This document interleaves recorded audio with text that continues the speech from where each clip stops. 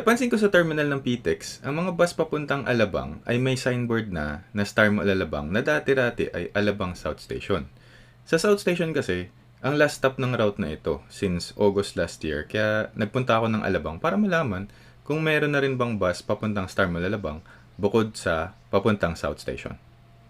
Welcome back! Kung bago ka lang, ako nga pala si Renz at gumagawa ako ng videos tungkol sa mga biyahe na pinayagan na sa Metro Manila at karatig probinsya ngayong panahon ng pandemya.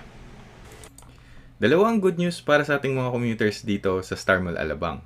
Una, bukas na ang terminal sa bandang kanan ng Star Mall Alabang na dati ay terminal para sa mga provincial bus na papunta sa Mindoro o Visayas.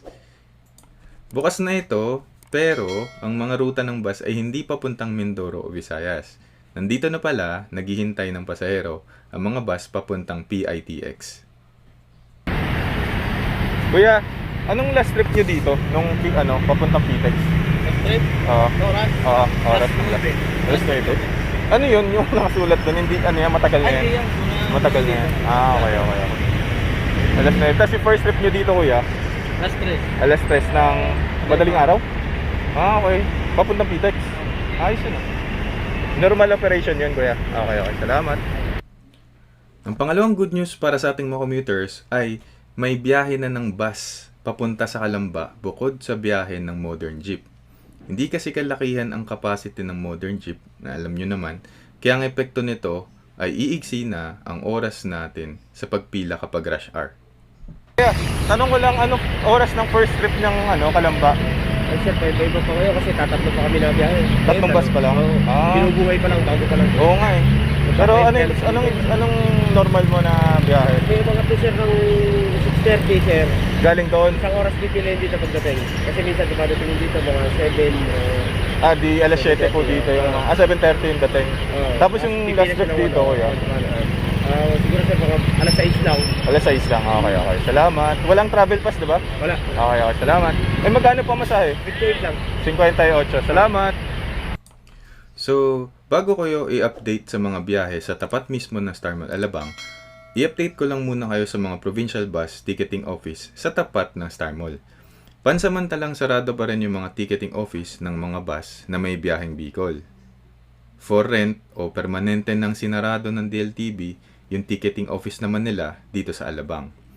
Bukas naman ang ticketing office ng Bicol Isarog para sa cargo at sa ticket reservations papuntang ng Samar at Leyte. Punta na tayo sa terminal sa tapat ng Star Mall. Wala pa ring nadagdag sa city buses sa kaliwang bahagi ng Star Mall. Ito ay ang biyaheng Alabang to Ayala, saka Alabang to Market o BGC. Sa kanang bahagi naman ng Star Mall Alabang ay ang mga P2P buses.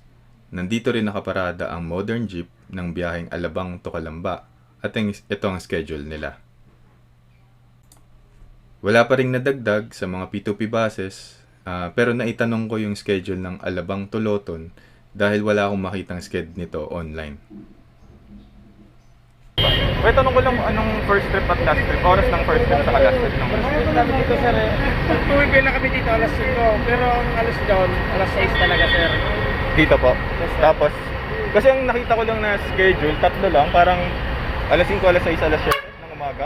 Ay, hindi po, sir. Diretso po yun, sir. Maghapon po, sir. Maghapon, isang oras yung pagitan, tama ba? Hindi, O, sir. Hindi di naman isang oras, sir. Pagitan. Mga ilang oras to? Wala. Wala. Depende sa pasero, sir. Okay. Kasi sir, wala akong makitang P2P bus to, diba? Yes, sir. Wala akong makitang schedule online. Sa search nyo sa P2P, sir. Hindi Ano po? na sa P2P. Dala raw sa P2P na schedule. Okay. Meron po doon naka-control. I see. Anong oras ulit yung first trip, kuya? Alas 5 po, sir. Pipila na dito. Pero pag napuno na Pagalit. kagad yun, alas na Alis na kagad yun agad. kahit walang sir. Ay, tapos yung oras ng last trip? Alas 5 po ng hapon, sir. Alas 5 ng hapon. Okay, salamat sir. At kung ikaw naman ay papuntang SM South Mall, Las Piñas City Hall, o kaya basta papunta ng Las Piñas, itong aircon jeep o e-jeep naman ang dapat mong sakyan na nakapwesto sa may basement entrance ng Star Mall Alabang. At dyan nagtatapos ang update tungkol sa mga biyahe at schedule ng Star Mall Alabang. So feel free to like, comment kung may tanong ka, at share para mas marami pang makaalam sa sitwasyon ng terminal sa Star Mall. Click mo na rin yung subscribe button kasi malaking tulong yan para sa channel na ito. Again, thank you so much for watching. Bye!